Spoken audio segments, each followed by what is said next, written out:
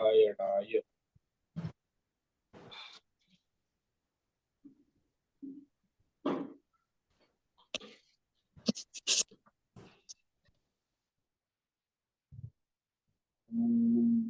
नमो भगवते वासुदेवाय। ओम नमो भगवते वासुदेवाय। ओम नमो भगवते वासुदेवाय। ओम नमो भगवते वासुदेवाय। ओम नमो भगवते वासुदेवाय। ओम नमो भगवते वासुदेवाय। ओम नमो भगवते वासुदेवाय। ओम नमो भगवते वासुदेवाय। ओम नमो भगवते वासुदेवाय। ओम श्री परमात्मने नमो नमः। ओम गं गणपतये नमो नमः। ओम सं सरस्वत्यै नमो नमः। ओम गुरुभ्यो नमो नमः। ओम सहना भवतु सहनौ भुनक्तु सह वीर्यं करवावहै तेजस्विनावधीतमस्तु मा विद्विषावहै। ओम शांति शांति शांति। सदाशिवसमारम्भां शंकराचार्यमध्यमाम् अस्मदाचार्यपर्यन्तां वन्दे गुरुपरम्परां। वन्दे गुरुपरम्पराम्। ओम पार्थाय प्रतिबोधितां भगवता नारायणेन स्वयं व्यासेन नवग्रथितां पुराणमुनिं मध्ये महाभारत अद्वैतामृतवर्षिणीं भगवतीम् अष्टादशाध्यायिनीं गत्वा मनुसन्दधामि भगवते भवद्वेषिणीम् वसुदेवसुतं देवं कंसचाणूरमर्दनं देवकी परमानन्दं कृष्णं वन्दे जगद्गुरुं। नमस्ते परमं ब्रह्म सच्चिदानन्दरूपाय निर्गुणाय नमस्तुभ्यं ओंकाराय नमो नमः। सर्वे दुर्गाणि तरन्तु सर्वे भद्राणि पश्यन्तु सर्वे सद्बुद्धिमाप्नोतु सर्वे सर्वत्र नंदतु। ओम तत्सत्। ओम ओम ओम। आप सभी ऑनलाइन नेटवर्क पर उपस्थित भगवद गीता श्रवण साधकों को आज प्रातः का अभिवादन अभिनंदन अभिवंदन। हरि ही ओम हरि ही ओम हरि ओम। हम सबको आज का यह दिव्य दिन तन मन धन जन देश काल विषय वस्तु परिस्थितियों के साथ अध्यात्म भौतिक दैविक क्षेत्र व्यष्टि समष्टि सभी को अपने अपने पूर्व में अनंत जन्मों में किए हुए संचित पाप पुण्य धर्म अधर्म मिश्र सकाम निष्काम कर्मों के पके हुए फल स्वरूप में वर्तमान में आज सभी को अपने अपने प्रारब्ध अनुसार परमेश्वरीय अचिंत्य योग माया के माध्यम से प्रसाद स्वरूप में प्राप्त हुआ है। अतः आज का यह दिव्य दिन परमार्थ हेतु निष्काम सेवा यज्ञ देव यज्ञ ऋषि यज्ञ पितृ यज्ञ मानवता यज्ञ भूत प्राणी यज्ञ सात्विक दान शारीरिक वाचिक मानसिक तप निष्काम कर्म योग ध्यान योग भक्ति योग ज्ञान योग साधना स्वाध्याय वेद शास्त्रों का अध्ययन अध्यापन उपासना आराधना के लिए समर्पित करे और करवा अत्यंत दुर्लभ मनुष्य जीवन को परमार्थ हेतु सार्थक करे और करवावे। आज विक्रम संवत 2081 आषाढ़ मास कृष्ण पक्ष की नवमी तिथि सायं 5:55 तक है। उसके बाद 10वीं तिथि लग जाती है। आज है भरणी नक्षत्र, ये सुबह 10:54 तक है। उसके बाद कृतिका नक्षत्र लग जाता है। आज सोमवार है, भोलेनाथ शिव जी की आराधना उपासना का दिन। और यहाँ वर्षा ऋतु चल रही है। रात्रि का न्यूनतम तापमान 24 डिग्री और दिन का अधिकतम तापमान 32 डिग्री रहा। वायु की गति 5-10 किलोमीटर प्रति घंटा चल रही।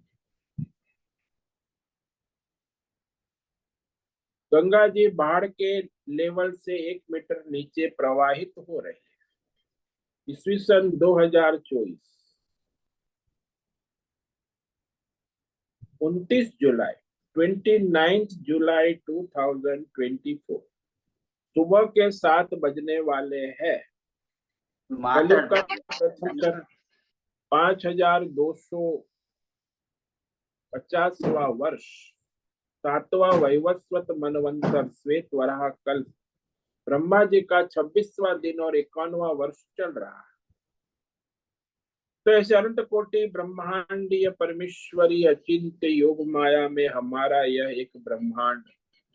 इस ब्रह्मांड में ये पृथ्वी लोक में समुद्र के ऊपर जम्बू द्वीप में विश्व का एकमात्र वैदिक राष्ट्र भारत में उत्तर हिमालय प्रांत में उत्तराखंड राज्य में टिहरी जिले में हिमालयन शिवालिक पर्वतमाला के अंतर्गत मणिकूट पर्वत के ऊपर नीलकंठ महादेव के सामने ऋषिकेश नगरी में मुनि की रेती प्रांत में शीशम जाड़ी में अवधूत बाड़ा आश्रम के सी ब्लॉक के पहले माले से 5 नंबर कमरे से गंगा किनारे से हम स्वामी उत्तमानंद सरस्वती भगवद गीता के आचार्य शिष्य स्वामी चिन्मयानंद सरस्वती महाराज चिन्मय मिशन कैलाद्वैत वेद व्यास भगवतपाद शंकराचार्य की श्रृंगेरी संन्यास परंपरा से शिक्षित दीक्षित सनातन वैदिक भारतीय हिंदू धर्म अनुसार संपूर्ण भगवद गीता ज्ञान यज्ञ ऑनलाइन चैतन्यमय जीवंत लाइव प्रसारण के अंतर्गत व्याख्यान माला में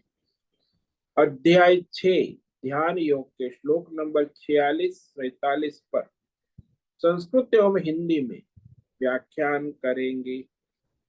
दिव्य पवित्र सरल व्यावहारिक सटीक पूर्ण वर्ण अक्षर पद वाक्य पंक्ति श्लोक अध्यायों की संगति संधि अन्वय शब्दार्थ वाक्यार्थ भावार्थ रहस्यार्थ के यथार्थ तात्पर्य सहित वैदिक शास्त्र वेद व्यास साहित्य शंकर भाष्य एवं परंपरागत सन्यासी आचार्यों की टीका टिप्पणी सहित आज का यह भगवद गीता व्याख्यान करेंगे। कृपया आप सभी श्रद्धा भक्ति ध्यान से परिपूर्ण होकर के यह दिव्य श्रवण साधना करे। इसमें से कुछ ग्रहण करे, कुछ धारण करे, कुछ अपने जीवन में चरितार्थ करे और उसमें निरंतरता लाए।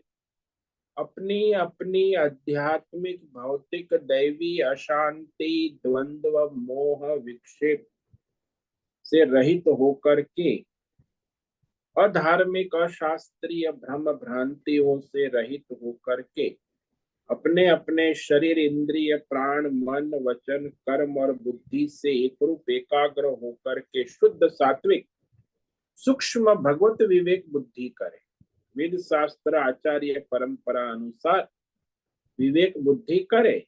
पुनः पुनः इस व्याख्यान का श्रवण करे, मनन करे, चिंतन करे, चर्चा विचारणा करे, लेखन करे, प्रचार प्रसार करे, लिंक भेजे, ग्रुप में शेयर करे, अपना और सबका परम कल्याण करे और करवावे।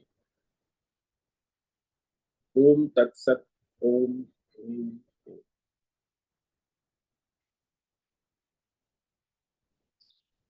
तो हमने श्लोक नंबर 45 पर परसों विचार किया था, जिसमें जो योग भ्रष्ट है, निष्काम योगी है, योगियों के कुल में जन्म लेने वाला, वो परम गति को प्राप्त हो जाता है। बहुत प्रयत्न पूर्वक वह वहां पिछले जन्मों के अनुसंधान से वह योग अभ्यास करने वाला योगी, निष्काम योगी, परमार्थी पिछले अनेक जन्मों के संस्कार के बल से वर्तमान जन्म में मोक्ष को प्राप्त कर लेता है, संसिद्ध होकर सारे कर्म उपासना के बंधनों से मुक्त हो जाता है, तत्काल ही परम गति मोक्ष को प्राप्त कर लेता है। तो योग भ्रष्ट साधक शब्द ब्रह्म यानी सगुण साकार कर्म उपासना कांड आदि जो है उस मार्ग से ज्ञान तत्व ब्रह्म ज्ञान मार्ग पर चलकर,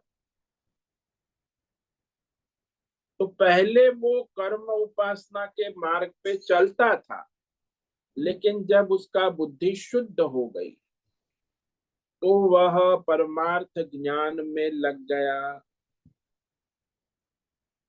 तो सन्यास से क्या होता है कि वो कर्म कांड और उपासना से मुक्त हो जाता है और केवल ज्ञान योग में तत्व ज्ञान आत्मा के परमार्थ के मार्ग में चलकर वो पर ब्रह्म परमात्मा को प्राप्त हो जाता है। शब्द ब्रह्म अति वर्तते का,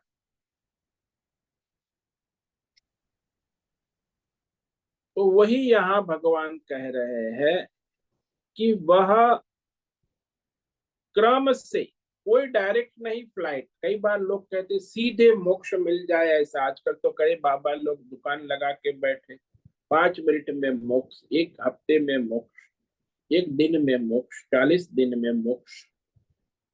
तो ऐसे कोई मोक्ष जो है एक दिन 2 दिन या एक हफ्ता या 1 घंटे का काम नहीं है, अनेक जन्म संसिद्ध। भगवान यहाँ कहते पिछले अनेक जन्मों के योग संस्कार योग साधना के बल से फिर वर्तमान अंतिम जन्म में वो मोक्ष को प्राप्त होता है।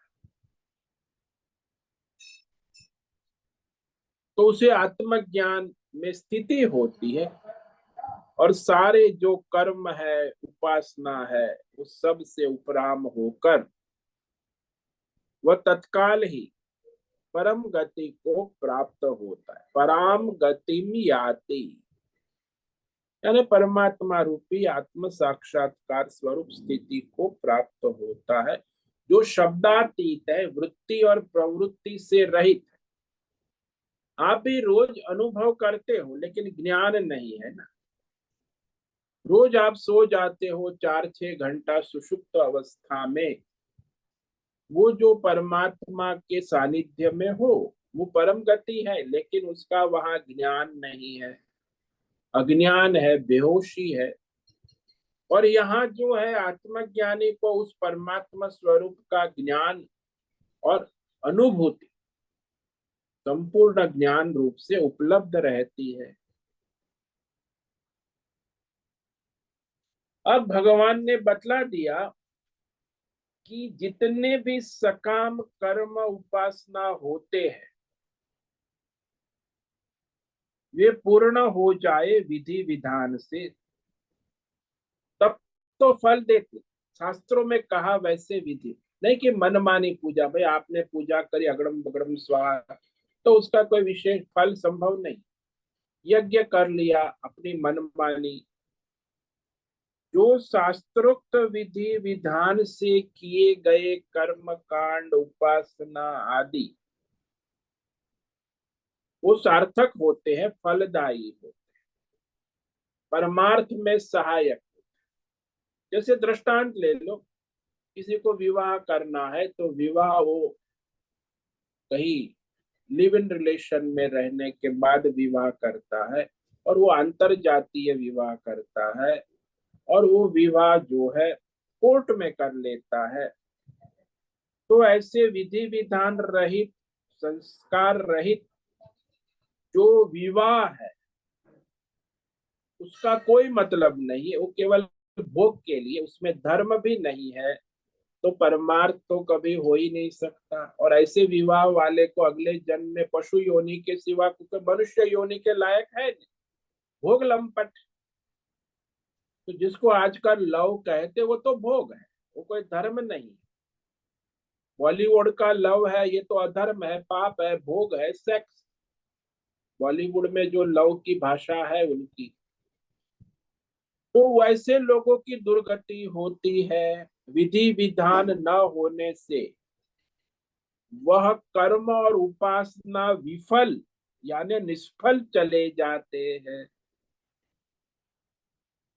कोई भी काम विधि विधान से रहित अधूरा होता है तो केवल व्यर्थ ही जाता। कई लोग कहते हैं कि अरे मैं तो काम धंधे में लग गया और मुझे भगवान के भजन का समय ही नहीं रहा, तो मेरा समय व्यर्थ चला गया। अब वो जो विवेक करता है तो वो जब परमार्थ में लगता है वो समय उसका सार्थक हो, पहले का तो व्यर्थ चला गया। तो कई भी मनुष्य, दो बात है कि मनुष्य कर्म विधि विधान से करता है, उपासना विधि विधान से करता है तो सार्थक होते, फलदायी होते। और दूसरा, यदि कर्म उपासना प्रारंभ करता है विधि विधान से लेकिन बीच में अधूरा छोड़ देता है तो भी वो निरर्थक जाता है, वो फलदायी नहीं। मानो कि आपने पूजा प्रारंभ की, यज्ञ प्रारंभ, और बीच में यज्ञ में आपने छोड़ दिया, आधा यज्ञ किया, तो फिर आपको कोई यज्ञ का फल नहीं मिलेगा। फोन आ गया कि इमरजेंसी घर पे जाना है तो यज्ञ छोड़ के चले गए, तो फिर वो यज्ञ में आप जो 2 घंटा बैठे वो आधे यज्ञ का कोई फल नहीं मिलेगा। वो आपका 2 घंटे का कर्म यज्ञ उपासना साधना व्यर्थ गई, क्योंकि बीच में छोड़ दिया, अधूरा छोड़ दिया। या तो फिर विधि विधान करते समय आपने गलतियां कर ली, अशुद्धियां कर ली, तो विधि विधान ठीक से नहीं किया तो भी उसका फल नहीं होता है सार्थक। तो ये तो भाई कर्म कांड में, सकाम कर्म में विधि विधान का बड़ा महत्व है, तब तक वो फलदायी नहीं होता। लेकिन निष्काम कर्म में कोई विधि विधान नहीं है, वो चाहे जैसे भी करो वो फलदायी रहता है, वो व्यर्थ नहीं जाता। ये भी एक विशेषता है परमार्थ निष्काम कर्म योग। तो यहाँ जो भगवान कह रहे हैं अर्जुन को कि यदि तुम यह युद्ध पूरा नहीं करोगे, बीच में चले जाओगे, तो तुम्हारा व्यर्थ जाए। लेकिन परमार्थ की साधना में, मोक्ष साधना में, निष्काम कर्मयोगी में योग अभ्यास की ये विशेषता है। भगवान कहते हैं बहुत बड़ी विशेषता है कि जितना भी आपने निष्काम योग साधना कर लिया उतना आगे के लिए सहायक, लाभदायी, कल्याणकारी, फलदायी हो जाता है। जितना भी हो गया, थोड़ा भी, मानो कि आपके दिन में एक निष्काम कर्म कर लिया तो आपके खाते में जमा। और निष्काम कर्म करते हो उतना जो सार्थक है वो कभी व्यर्थ नहीं। अधूरा किया तो, विधि विधान से नहीं किया तो ईश्वर के लिए किया ना, चाहे जैसे भी करो। जैसे बच्चा है, माँ माँ बाप के लिए कुछ भी करता है 1-2 साल, तो चाहे जैसे भी करे माँ बाप प्रसन्न होके उसे स्वीकार करते हैं। वो झूठ मूठ का खाना पकाकर माँ को खिलाता है, माँ प्रसन्न होते है कि चलो खिलौना है, खेलता है, तो उसमें कोई विधि विधान नहीं चाहिए, क्योंकि कोई कामना नहीं है ना। जो निष्काम कर्म योग में विशेषता है, न विधि विधान का बंधन है, न अधूरा रहे तो भी कोई व्यर्थ नहीं जाता। जितना भी करो उतना आपके सहायक हो जाता है। इसीलिए भगवान मनुष्य जीवन में ये बार बार मौका देते हैं कि जीवन में जितने समय परमार्थ कर पाओ निष्काम योग, उतना तुम्हें वह फलदायी, लाभदायी, हितकारी हो जाता है जन्म जन्मांतर। तक सहायक होता है। इसीलिए परमार्थ मार्ग में, निष्काम मार्ग में चलने वालों की यह विशेषता बतलाई। परमार्थ ज्ञान का रास्ता अलग है, निराला है, ईश्वरीय है, दिव्य है, और उस रास्ते में मनुष्य कभी उसका वो कर्म व्यर्थ नहीं जाता, उपासना भी व्यर्थ नहीं जाती। तो इस प्रकार यदि परमार्थ के लिए किसी ने कुछ कर्म योग कर लिया, ध्यान कर लिया, उपासना कर ली, तो उसके संस्कार उसके अंतःकरण में बन जाते। और ये जो संस्कार है, निष्काम कर्म योग, ध्यान योग, भक्ति योग, ज्ञान योग के बड़े, उतनी उसकी परमार्थ में दृढ़ता होने लग जाती है।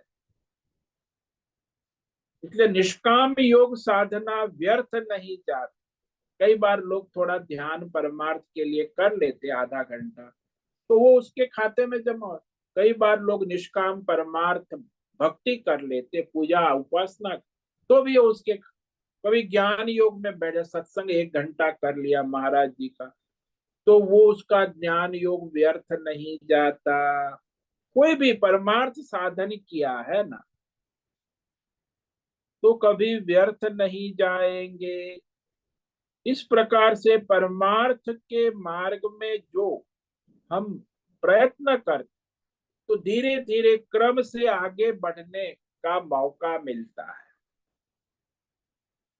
इसीलिए भगवान अब कहते हैं कि सबसे श्रेष्ठ है परमार्थ, निष्काम योग। अर्जुन को भी कहते, तू भले आया युद्ध करने, तू धर्म गृहस्थी है, कर्म उपासना करने वाला है, धर्मात्मा है, लेकिन अभी इस समय तुम निष्काम भाव से ईश्वर समर्पित होकर अपना स्वधर्म धर्म युद्ध करो। ये अब आगे के श्लोक में अर्जुन को निष्काम योगी बनने की प्रेरणा देते हैं, परमार्थी बनने की प्रेरणा। स्वार्थी और संसारी मत बन, परमार्थी बन। भगवान कहते हैं आगे के श्लोक में, 46वें, तपस्विभ्योऽधिको योगी ज्ञानिभ्योऽपि मतोऽधिकः कर्मिभ्यश्चाधिको योगी तस्मात् योगी भवार्जुन। तपस्विभ्योऽधिको योगी ज्ञानिभ्योऽपि मतोऽधिकः कर्मिभ्यश्चाधिको योगी तस्मात् योगी भवार्जुन। हर बार का कि ये जो निष्काम योगी है, परमार्थी है, वो तपस्वियों से अधिक विशेष, श्रेष्ठ है, विशिष्ट है। क्योंकि तपस्वी में जो होते रिद्धि सिद्धि, बड़े तप करते हैं, सिद्धि प्राप्त करते, व्रत उपवास करते हैं, शरीर का तप करते हैं, वाणी का, मन का, अनेक प्रकार के तपस्वी है हमारे देश। तपस्वी बाबा, हमारे देश में तपस्वी बाबा लाखों है,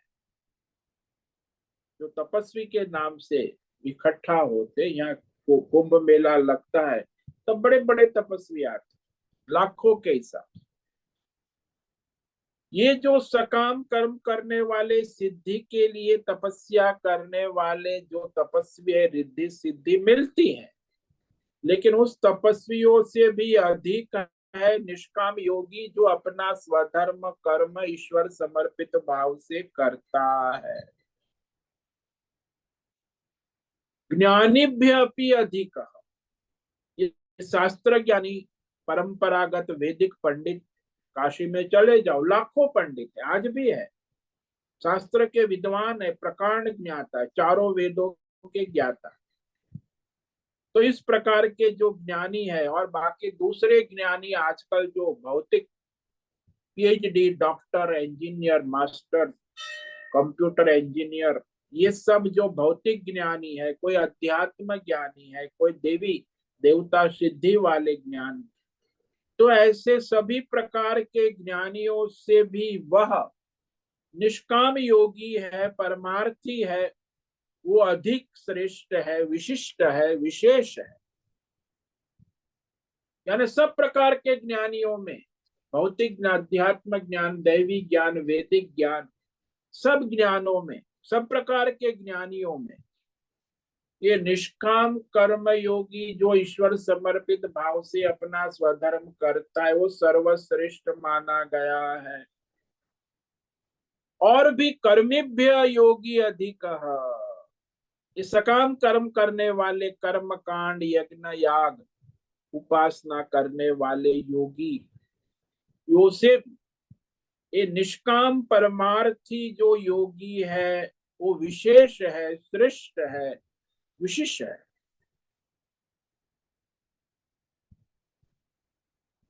इसीलिए भगवान कहते अर्जुन, तस्मात, इसलिए अर्जुन तुम अभी योगी बन जा, योगी भव, आशीर्वाद दे, निष्काम योगी परमार्थी हो जा, ईश्वर समर्पित अपना जीवन कर, अपना स्वधर्म कर्म ईश्वर के लिए कर, इसमें तेरा कल्याण निश्चित है, सबका कल्याण निश्चित ही है। तो ये जो है बहुत ही बड़ी बात, यहाँ रहस्यमय बात भगवान अर्जुन को प्रेरित कर रहे हैं कि कई लोग तपस्वी होते हैं, कई लोग ज्ञानी होते, कई लोग कर्मकांडी उपासक होते, लेकिन सबसे श्रेष्ठ भगवान कहते योगी बनो। ये अर्जुन, ये तपस्वी जो है शारीरिक वाचिक मानसिक व्रत उपवास करने वाले, रिद्धि सिद्धि वाले, और ये जो ज्ञानी है भौतिक अध्यात्म दैव और वैदिक पंडित, और ये जो सकाम कर्मी है कर्म कांड उपासना वाले, सबसे निष्काम योगी श्रेष्ठ है। इसीलिए तुम निष्काम योगी परमार्थी बन जाओ। तो वो सब पाप पुण्य का खेल है, वो उससे छूट जा, न पाप के चक्कर में पड़ न पुण्य के चक्कर में। ये जो व्रत उपवास होते हैं ना, वो भिन्न भिन्न प्रकार के पाप को नष्ट करने के साधन है। अब एकादशी व्रत आएगा परसों, तो आपके भिन्न प्रकार के पाप नष्ट होते हैं। कई प्रकार के व्रत है, उपवास है, ये साधन साधना है। प्रायश्चित रूप से शास्त्र में वर्णित है तप, तो शारीरिक तप है, वाचिक तप है, मानसिक तप है, व्रत है, उपवास। हमारे धर्म ने, सभी धर्म, चाहे इस्लाम ले लो, जैन ले लो, बौद्ध ले लो, ईसाई, सब में व्रत तप उपवास तपस्या है। लेकिन उन सबसे ज्यादा फलदायी निष्काम योग है। तो सबसे ज्यादा फल निष्काम परमार्थ योग से हो जाता है। हमारे ऋषि मुनि आचार्य शास्त्रों में कहते हैं कि पाप को नष्ट करने के लिए प्रायश्चित करना होगा। तो पाप प्राणायाम से नष्ट होता है, दान से नष्ट होता है,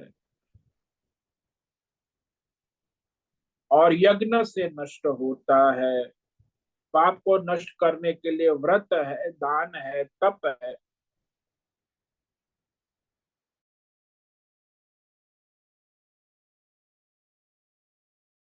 क्या सभी धर्मों में, इस्लाम, ईसाई, जैन, बौद्ध, तो उसमें अलग अलग प्रकार के तप है।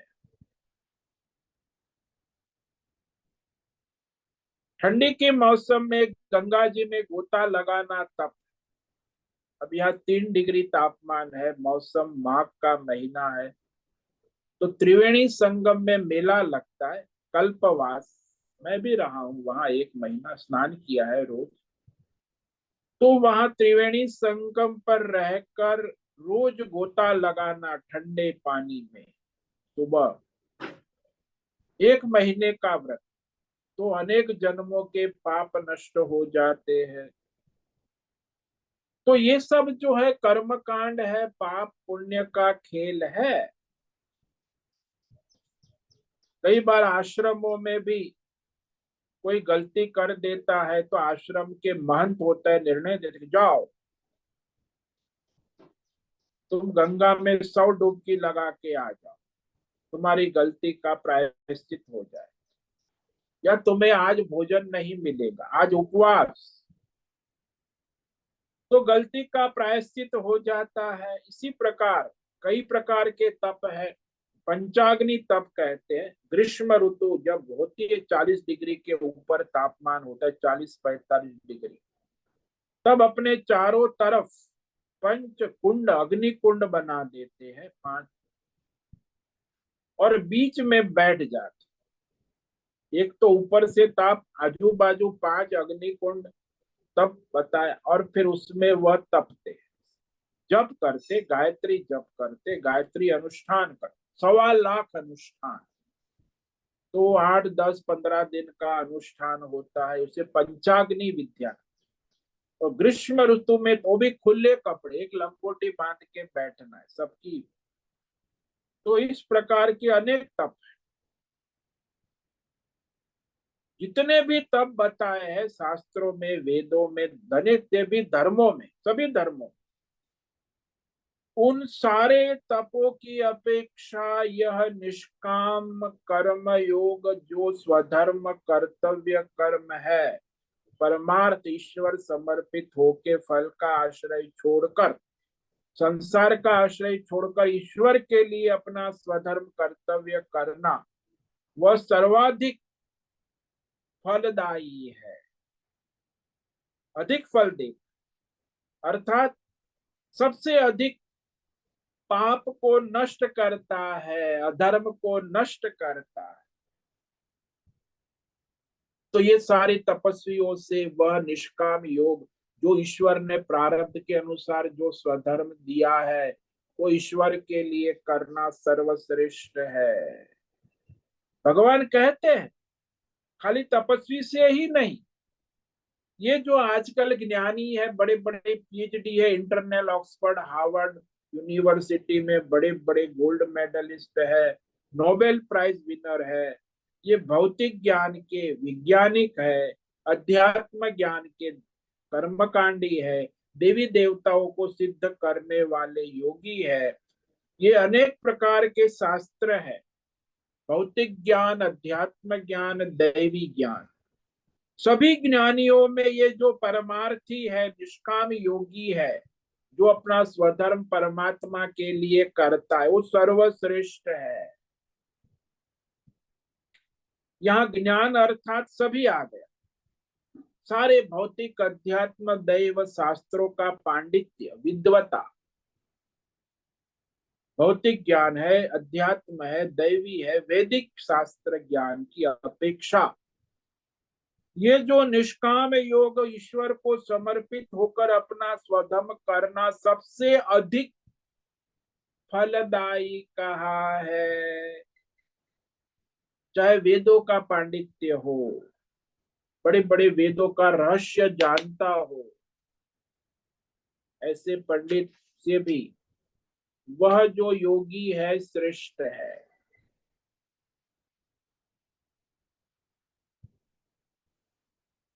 तो ये जो मनुष्य को विवेक कराते हैं भगवान के निष्काम योगाभ्यास के द्वारा, उसका जीवन परमार्थी हो जाता है। इसीलिए सबसे श्रेष्ठ कह दिया। कर्म और उपासना से भी श्रेष्ठ है, वेद शास्त्रों से भी श्रेष्ठ है, भौतिक, अध्यात्म, दैवी ज्ञान, सिद्धि, रिद्धि से भी श्रेष्ठ है। ये कर्म कांड देखो, हमारे कई ब्राह्मण जो है, 99% कर्म कांडी ब्राह्मण होंगे, आपने देखा। कोई योगी नहीं होगा, निष्काम योगी।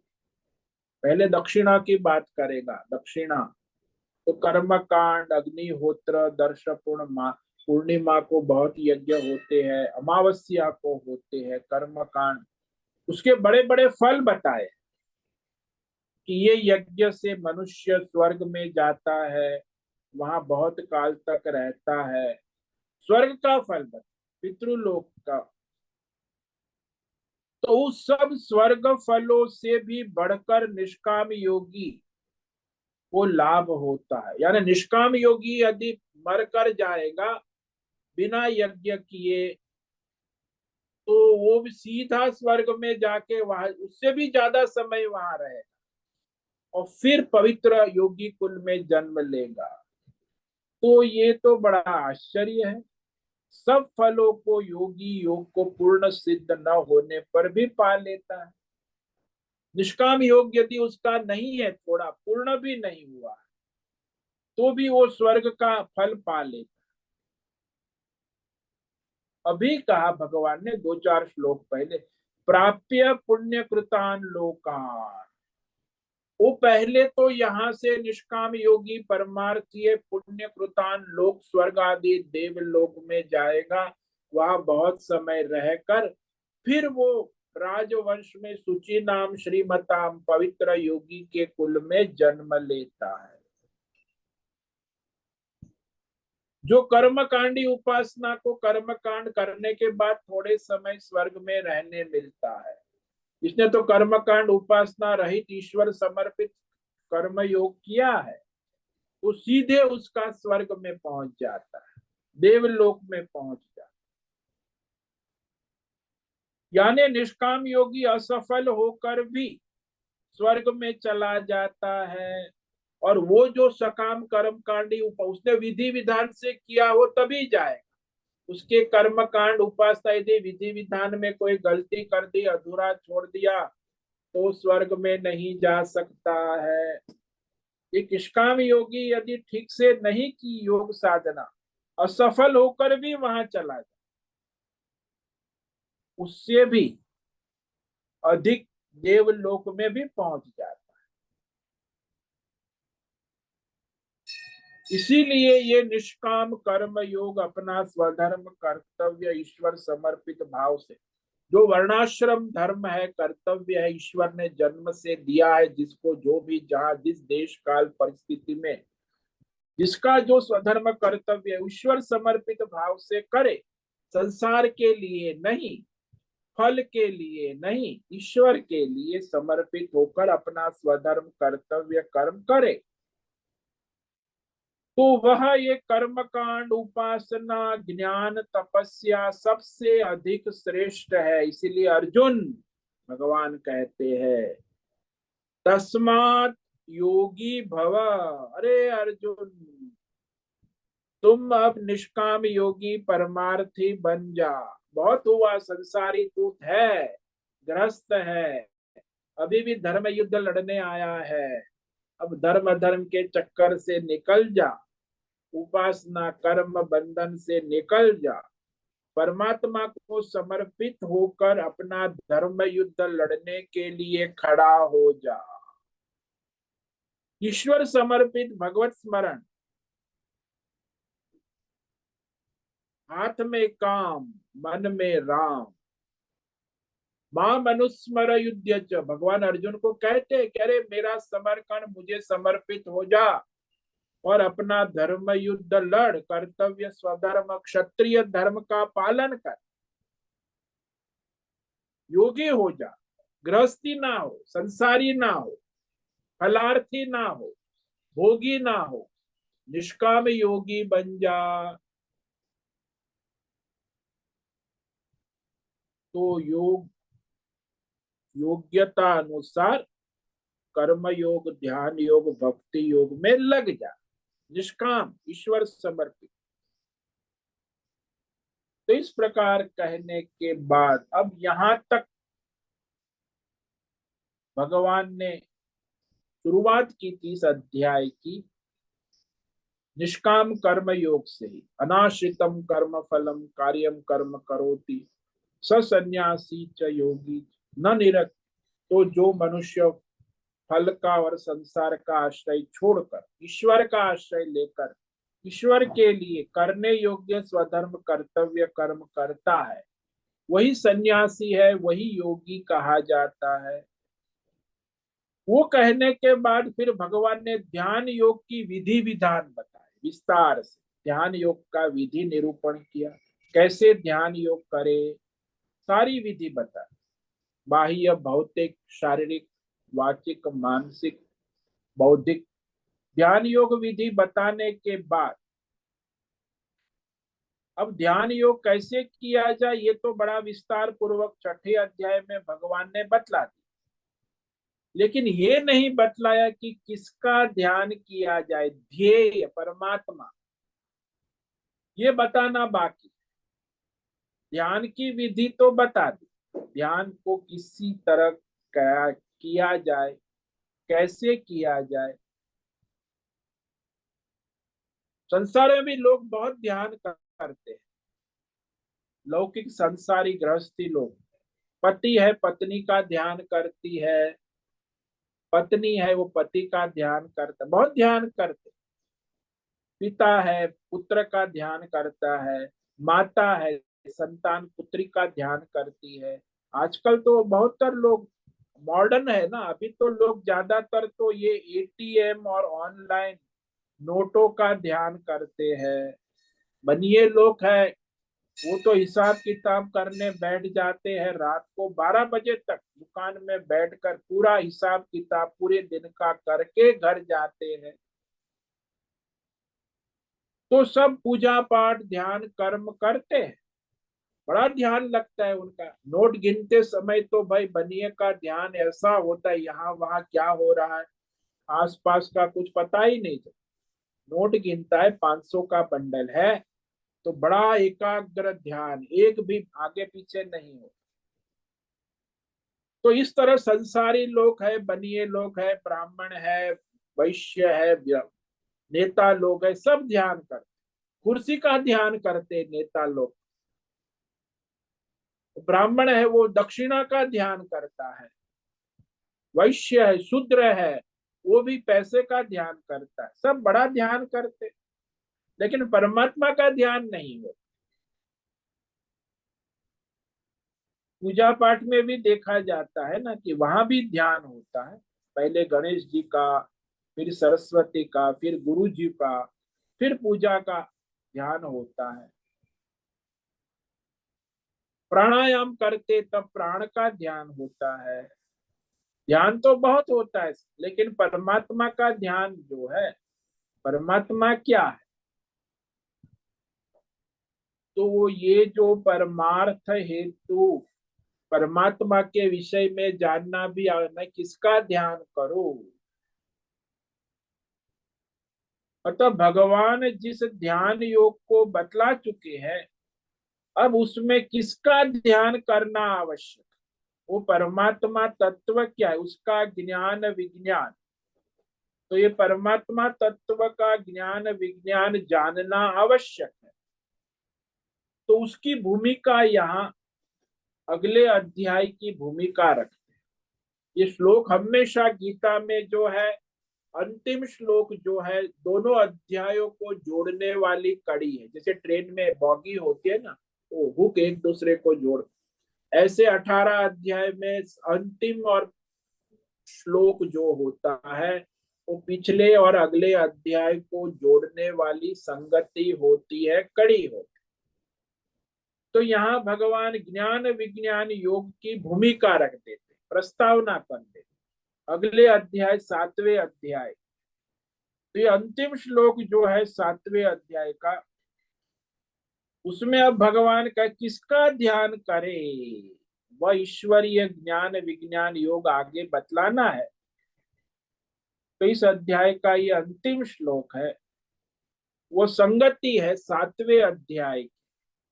और 7वें अध्याय में फिर भगवान भगवान का व्यावहारिक ज्ञान और विज्ञान, परमात्मा का ज्ञान और विज्ञान, प्रैक्टिकल एंड थियोरिटिकल, दोनों ज्ञान विज्ञान योग कहेंगे, ताकि ध्यान करते समय आप परमात्मा का ध्यान कर सकते हो ज्ञान विज्ञान सहित। तो वो ज्ञान विज्ञान योग अब प्रारंभ होने जा रहा है, उस पर तो हम कल विचार करेंगे। आज इस श्लोक को पढ़ लेते हैं, इस पर विचार कल करें। योगिनामपि सर्वेषां मद्गतेनान्तरात्मना श्रद्धावान् भजते यो माम् स मे युक्ततमो मतः।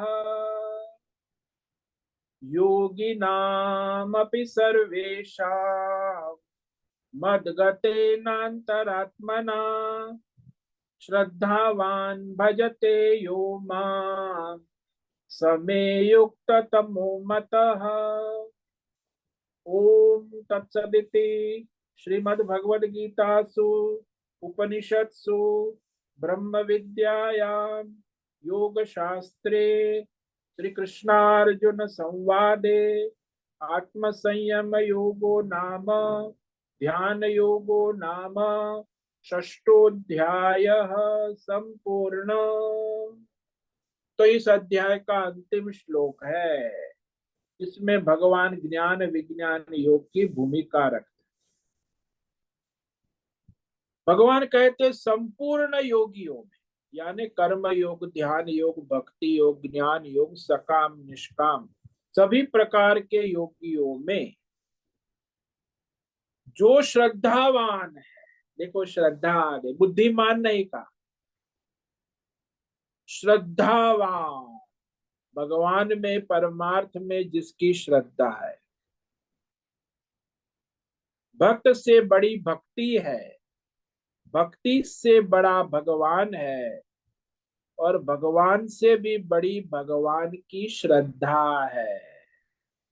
ये श्रद्धावान जो है ना, तो भगवान आगे भी कहेंगे श्रद्धावान लभते ज्ञानम, और यहां भी कहा श्रद्धावान। तो जो निष्काम योगी है, ईश्वर समर्पित है, अनन्य श्रद्धा वाला, और उसका मन, अंतकरण, अंतरात्मा, बुद्धि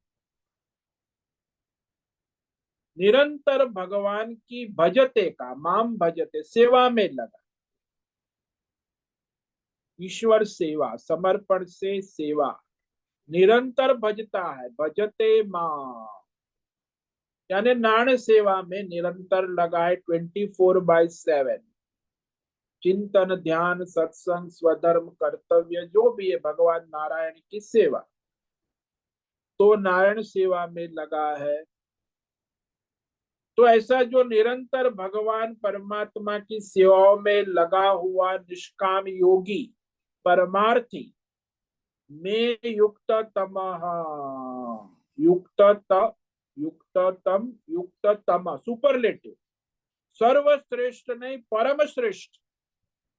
इसलिए परमार्थी मनुष्य संसार में परम श्रेष्ठ भगवान को भी मान्य है। भगवान कहते मुझे मान्य है, मतः, मैंने माना है कि वो परम श्रेष्ठ है, सर्वश्रेष्ठ भी नहीं, परम श्रेष्ठ, युक्ततम, परमार्थी है ना, निष्काम योगी है। तो इससे बढ़कर और कोई मनुष्य पृथ्वी लोक में नहीं हो सकता। आशा एक राम जी से, दूजी आशा छोड़ दे, जाही विधि राखे राम ताही विधि रहिए। वो जानता है कि जैसे प्रारब्ध ईश्वर रखे, और ईश्वर की सेवा में लगा रहता।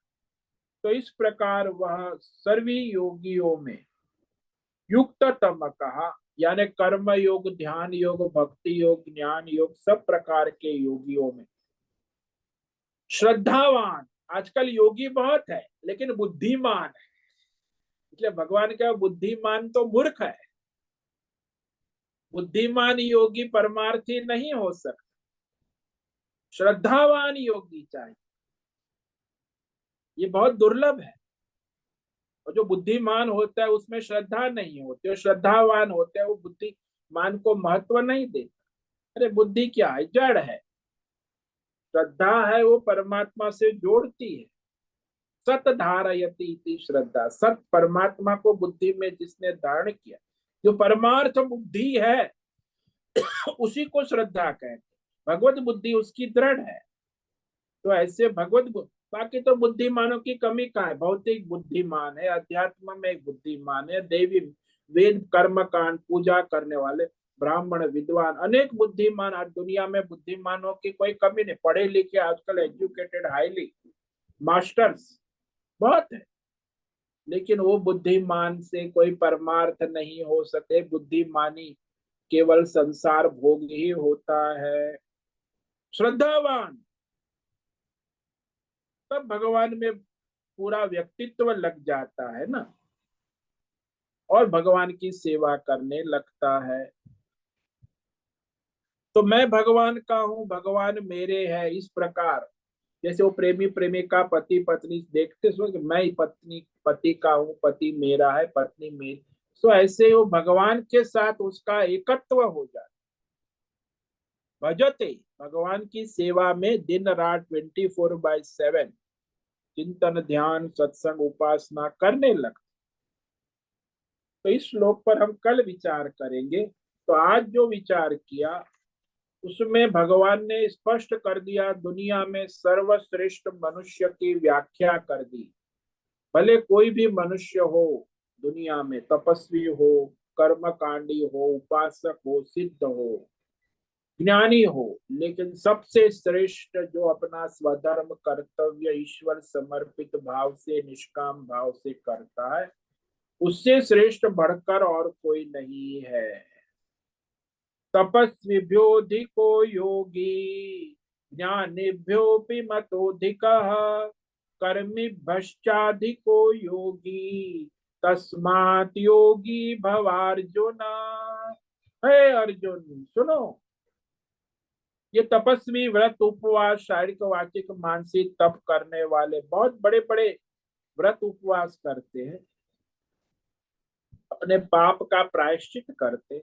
तपस्वी से भी निष्काम योगी श्रेष्ठ, अधिक योगी, ज्ञानेभ्यो अधिक मतोधिक। और ये जो ज्ञानी है, भौतिक अध्यात्म दैव पंडित शास्त्र वेदों के ज्ञाता कर्मकांडी उपासक, तो ये सारे ज्ञानियों से भी वह योगी श्रेष्ठ है, निष्काम योगी। और कर्मी सकाम कर्म करने वाले, कर्म कांड उपासना में लगे हुए सभी कर्मकांडियों से भी वह निष्काम योगी परमार्थी अधिक परम श्रेष्ठ है, सर्वश्रेष्ठ है। इसीलिए अर्जुन, तुम निष्काम योगी परमार्थी बन जाओ, अपना ये युद्ध लड़ने के लिए खड़ा हो जा, धर्म युद्ध परमार्थ के लिए लड़, स्वधर्म कर, क्षत्रिय धर्म का पालन कर, तेरा कल्याण निश्चित है। ओम नमो नारायणाय, ओम नमो नारायणाय, ओम नमो नारायणाय, ओम नमो नारायणाय, ओम नमो नारायणाय। कायेन वाचा मनसेन्द्रियेण वा बुद्ध्यात्मना वा प्रकृते स्वभावात् करोमि यत् सकलं परस्मै नारायणायेति समर्पयामि। ओम सर्वे भवन्तु सुखिनः, सर्वे सन्तु निरामयाः, सर्वे भद्राणि पश्यन्तु, मा कश्चित् दुःखमाप्नुयात्। अस्तु मा सद्गमय, तमसो मा ज्योतिर्गमय, मृत्योर्मा मृतंगमय। ओम पूर्णमद पूर्णमिदं पूर्णात् पूर्णमुदच्यते पूर्णस्य पूर्णमादाय पूर्णमेवावशिष्यते। ओम शांति शांति शांति। शंकरं शंकराचार्यं केशवं बादरायणं सूत्र भाष्य कृतौ वंदे भगवन्तौ पुनः पुनः। ईश्वरो गुरुरात्मेति मूर्ति भेद विभागिने व्योमवद् व्याप्त देहाय दक्षिणामूर्तये नमो नमः। ओम गुं गुरुभ्यो नमो नमः। ओम तत्सत् ब्रह्मार्पणमस्तु। ओम ओम ओम।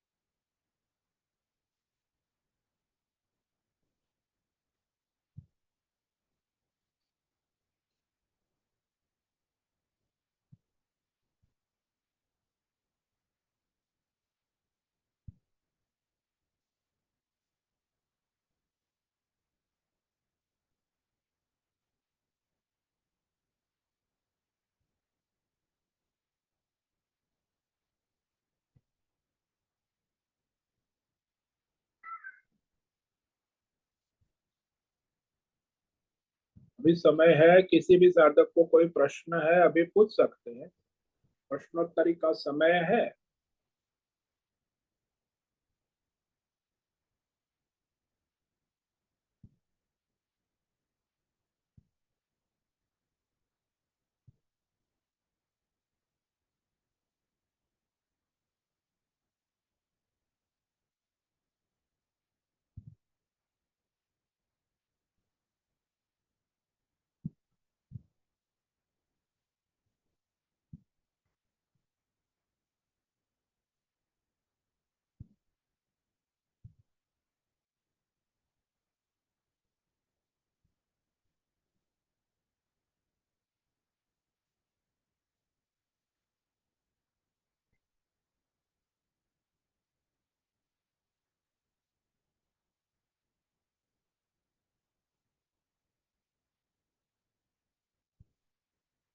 ठीक है, आज उपस्थित है रूपेश पाटिल, होस्ट है, मद्रेश को होस्ट है, अजय रत्न पारखी, अंजलि जोशी, अनुराधा जेठे, आरती जादव, आशा कोटक, बीबी शर्मा, बीना चितलिया, जीवी कुमार, गीता मेनन, हेमा कोटक, हीला जोशी, लीलावती बेड़ेकर, मीरा उच्चिल, मीनाक्षी, संजय काले, मोहन, नैना पुरोहित, पंकज भट्ट, पृथ्वीराज मालव, राजेश मोलकर, संजीवनी, श्रीरंग रानडे, सोनम पवार, सुचिता पाटिल, सुनील ठाकुर, स्वरा धूमल, उषा मेनन। तो आज इतने साधक उपस्थित है। कल ये अध्याय का समापन हो जाएगा।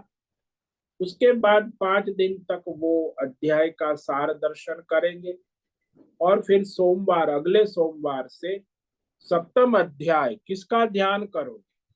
ज्ञान विज्ञान, परमात्मा तत्व का ज्ञान विज्ञान, तो उस पर प्रारंभ करेंगे। वो भगवान का स्वरूप, वास्तविक भगवान स्वयं ही अपने स्वरूप का प्रकाशन करेंगे, ज्ञान और विज्ञान। तो उस पर हम आगे विचार करेंगे। तो आप देखो, निष्काम योग की भगवान कितनी महिमा कह रहे हैं। फिर भी आज दुनिया में निष्काम योगी मिलना लाखों करोड़ों में कोई एक ही विरला होता है, जो सर्वश्रेष्ठ है, अपने कुछ करना नहीं, जो अपना स्वधर्म है, कर्तव्य है, जहाँ ईश्वर ने रखा है, केवल फल की आशा और संसार की मोह माया छोड़कर ईश्वर का सेवक बनना है। नहीं कि कोई संसार का सेवक, पैसे का सेवक ना बने, परमात्मा के सेवक बन के अपना स्वधर्म कर्तव्य कर्म करे। ये क्या कठिन है क्या? भगवान का सेवक बनना कठिन है? अरे आप नौकरी करते हो मालिक के सेवक बन के, तो फिर वहां वो कठिन है क्या? भगवान का सेवक बनने में क्या कठिन है? लेकिन वो कठिन है, दुर्लभ नहीं हो सकता, क्योंकि फल चाहिए ना। फल का आश्रय लिए बिना परमात्मा के सेवक नहीं बन सकते। फल का आश्रय छोड़ना हो, संसार का आश्रय छोड़ना होगा, तब आप परमात्मा का आश्रय लेकर निष्काम कर्म योग कर सकते। अब आपको संसार का भी आश्रय चाहिए, फल का भी आश्रय चाहिए, और परमात्मा के, भगवान के ऐसे नहीं हो सकते। परमात्मा का आश्रय लेना है तो आपको संसार का और फल का आश्रय छोड़ना होगा, तब परमात्मा का आश्रय लेकर अपना स्वधर्म कर्तव्य कर्म करना होगा, तब आपका निष्काम कर्म योग हो जाता है।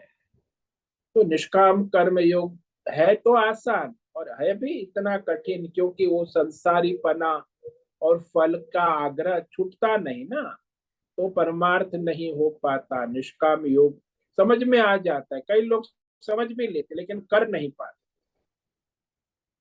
तो इस तरह प्रयत्न करें, जितना भी निष्काम कर्म होगा आपका कल्याण निश्चित है। वो आपके खाते में जमा हो गया, वो आपको जन्म जन्मांतर सहायक रहे। एक जन्म में आगे जब तक मोक्ष नहीं होगा तब तक ये आपके निष्काम कर्म योग साधना आपके साथ रहेगा, आपको सहायक रहेगा। इसीलिए निष्काम कर्म योग का प्रयत्न करें।